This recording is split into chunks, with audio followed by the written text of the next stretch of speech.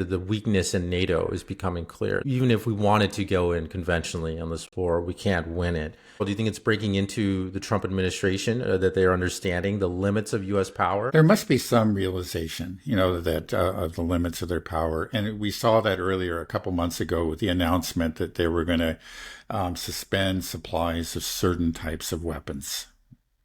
And the reason for that is that stockpiles were too low. I think it was leaked to a British paper, maybe it was The Guardian, that like the stockpiles of Patriot interceptors were at like 25% of where they were supposed to be. They'd actually gone way down, below what was considered an acceptable level. And so there, that's a recognition, that's reality, and that's something that they have to be aware of. Now, rhetorically, things haven't changed. The narrative hasn't changed, and we're still, the mightiest military power on the planet, and Russia is nowhere near, is by far our inferior, and so on and so forth. And there's an effort to keep that up. You just wonder how much they really believe in that narrative. It's really hard to say. And how wedded they are to it. Because again, at some point, it's going to be very hard to maintain. And then we'll see what they do. Do you think most people in the West still believe in that narrative? You know what? I think they do. That's the thing. I think, probably, more and more people in the Pentagon, people whose business it is to know, do see what's going on. And they occasionally leak, their analyses and information to reporters, and occasionally it comes out. But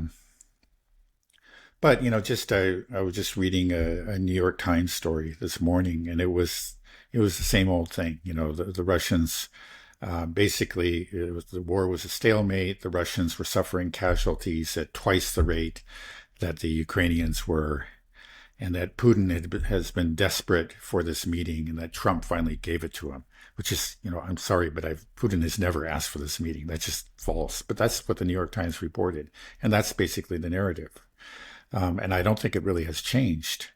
Again, they reported 2-to-1 casualties, to the detriment of the Russians. Trump gave it at 8-to-1. No, it was actually 14-to-1. He said 8,000 killed. Right. Among the Ukrainians, and well of over 120,000 for the Russians. It was approximately a 14-to-1 ratio. It just sort of seems, he may very well believe those statistics. And then the Ukrainians themselves recently reported some ratio like 24-to-1. So, and we seem to get a lot of our information from the Ukrainians. So I don't know. It just seems so obvious to us that Ukraine is losing this war, and it is breaking through. There are more and more articles in the mainstream press on this fact. But the mainstream narrative, that still has not, acknowledged this. There are, the dissenting voices within the mainstream media are becoming louder. But they still haven't really changed, the view of just sort of unchallenged U.S. supremacy. Yeah. So, I think a big question that a lot of people have is that when Ukraine loses this war, most people don't imagine things are really going to change that much, or do they? I mean, I think a lot of people aren't aware of the impact of what's going to happen after this war is lost. Is the big impact that myth of U.S. supremacy will be shattered? That we were saying that most people in the West still believe in the narrative that the NATO is the almighty military power in the world, and then after this war, right, that will be shattered. And is that the big deal? What's the big deal? What happens after this? And is that? Yeah. Well, you know that the propaganda machine will go into overdrive to portray the loss as no big deal. You just think about what's happened in the case of individual battles like Avdiivka, or Bakhmut or whatever. Beforehand, these were strategic cities. And then when they were lost by the Ukrainians, well, they actually wasn't very important, and the Russians suffered huge casualty. It was, in fact, sort of a victory for the Ukrainians.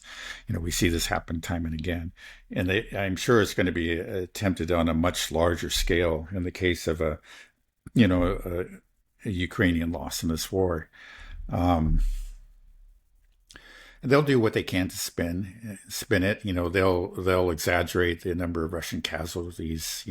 Like they've done so far. More than exaggerate it. They'll just greatly inflate the numbers. So they'll describe it as a Pyrrhic victory. For the Russians. But at some point, the reality, just cannot be entirely cloaked. It can be spun somewhat, I think, within the Western world.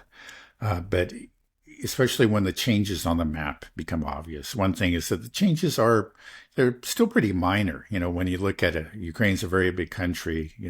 Russia is advancing, but it's just, we're talking about very small percentages. And again, there are people who made the calculations that at this current rate, to take the whole country, it would be over 100 years.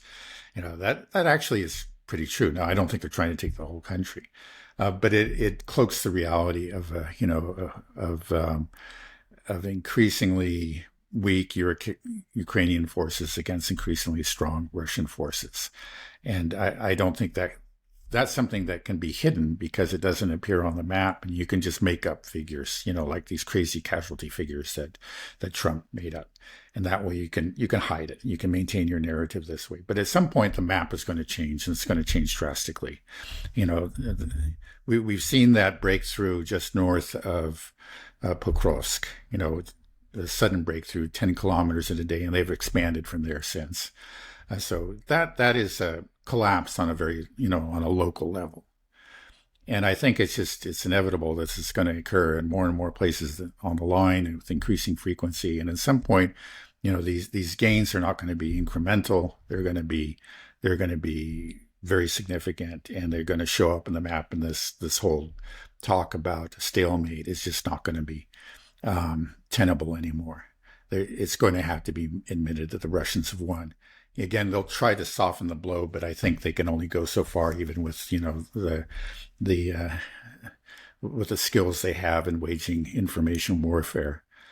So, a lot of people will understand to varying degrees. They'll understand that Ukraine and with it NATO lost the war, and that just has to be a huge blow to American prestige. It's just part of this aura of invincibility. Will have suffered a very serious setback. And, that has all kinds of consequences. It affects the calculations of all kinds of political leaders, governments around the world, everything from arms purchases to, decisions to go to war or not to go to war.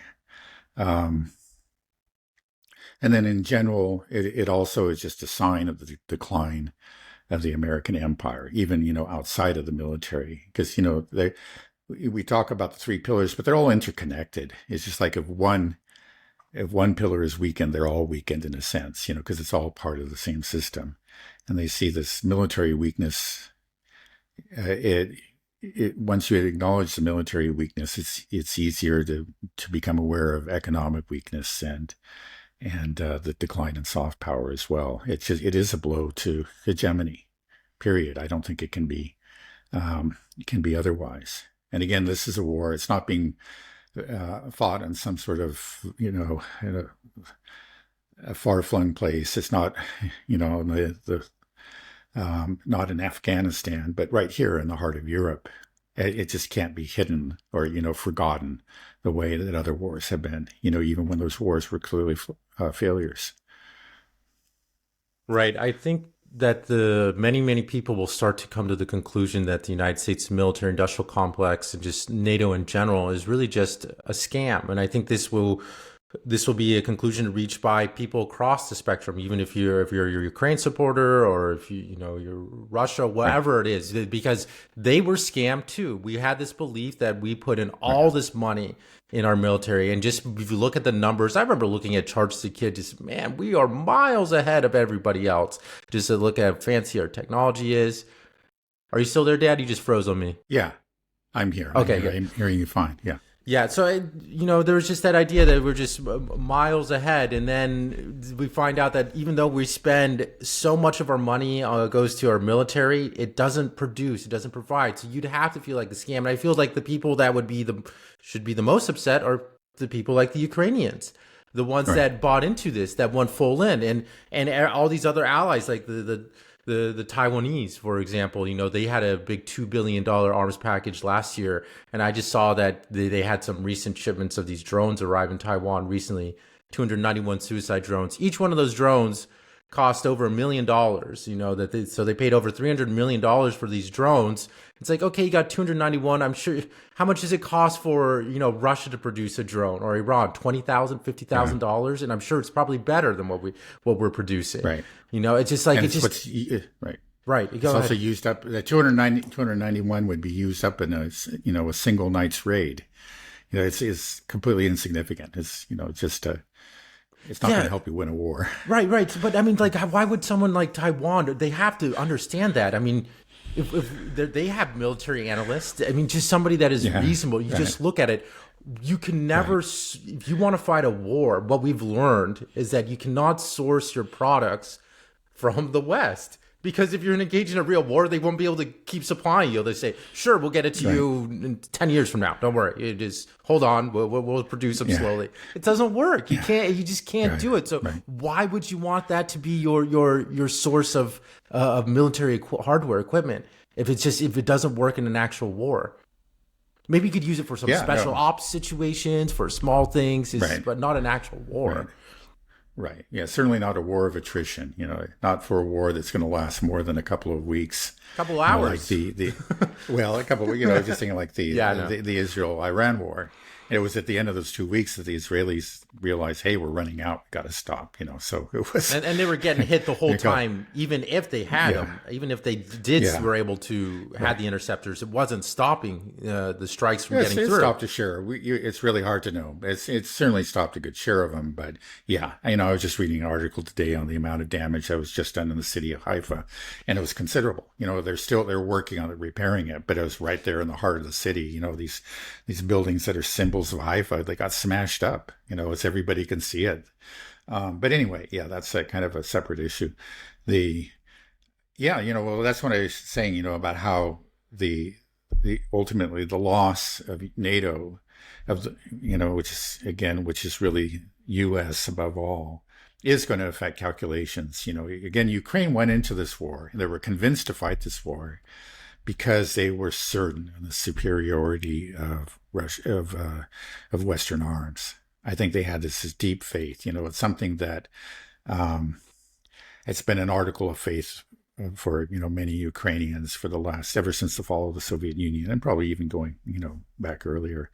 And they're finding out too late that faith was misplaced. But you just know that there's got to be other governments around the world that are looking at this, and they were thinking, maybe we don't want to do what the Ukrainians did. Now, the Georgians have already made that clear that they're not going to do that. And, unfortunately, we've talked about the Armenians. Right. It just seems crazy, but their leader is just hell bent on doing it. It just seems like, he's just so certain of the superiority of the West, both economic and military and everything, that he's basically selling off parts of his country. And we don't have to go into all the details. Yeah, but you just wonder what world is he inhabiting? What world are they? Right. Right. So, there are these, it's just amazing how so many people have this abiding faith in the West. It's something that, maybe formed 20, 30 years ago, maybe like during the 1990s, again, when the U.S. was so powerful and Russia was in along with all the former Soviet republics like Armenia, were in such a terrible state. It wasn't unreasonable at that time to think, we no matter what, we got to somehow tie ourselves to the West. And that's our ticket out of this, our ticket to prosperity, our ticket to strength. To have that idea in the 1990s was not irrational. I think probably, again, that there were reasons to be careful then. And, I think it was always neutrality would have made more sense back then. But you could see how somebody could make that argument and could believe that. But the world has really changed. It's just that there's always this lag. It's just like people form these beliefs and they become impervious to, the new realities. It takes something, sometimes a really dramatic incident to shake people out of these beliefs that they have. They've been shaped in the 90s, and then there's going to be something, and maybe that something will be, the defeat of NATO in Ukraine. Maybe that's what will shake people out of that faith. But right now, there are a lot of them who just have it. They just like it. They don't want to hear it. They can't hear it. And the U.S. again is very good at information war. They provide that narrative, and they just seize on it. So it's like. So they can't really see what's happening, but at some point they will see it, and we'll see. That may be that the antidote to the 1990s. Where finally some people wake up from this, and they realize that the world has changed, and that the West isn't necessarily the ticket to prosperity and the solution to all your problems. Right. But actually, the solution is to be sovereign and to establish relationships with these different centers of power, that we see in the multipolar world. Mm-hmm. Can you try not to tap the desk dad, because it's picking up pretty hard on the mic? I'm sorry. Well, that's my fine. Apologies. I like that you're animated and getting excited. Yeah. But it does pick up a bit. What happens then when countries around the world stop purchasing weapons from the United States, from our MIC? Does that will that destroy the U.S. economy? Like, how important is the MIC to the U.S. economy or the deep state? And if that really just starts to crumble because nobody's buying weapons from them, will that maybe make us safer and the empire? I mean, what does that mean? Yeah. Well, there's certainly going to be an economic impact. I actually don't know what the percentage is, but like military hardware is way up at the top, as far as U.S. exports go. So there is a direct economic impact.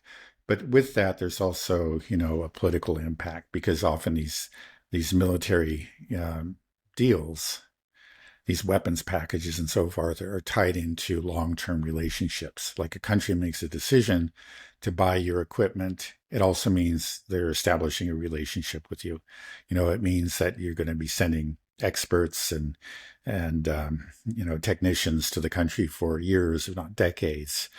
And you're going to have these long-term contracts to maintain and supply these systems.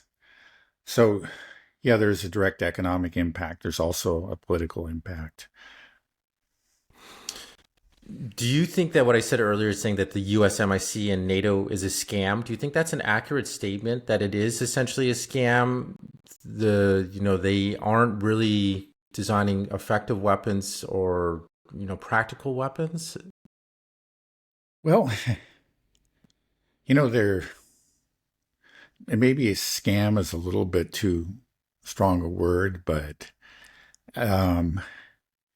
there's a lot of truth to that. Again, it's not just us, but I know that I think it was actually the German, the Bundeswehr, I guess, the German Defense Department did a study, and they admitted that their own weapons were not performing well, and the problems were the kind of problems that we've been pointing out. It's just they're high maintenance, they're fragile.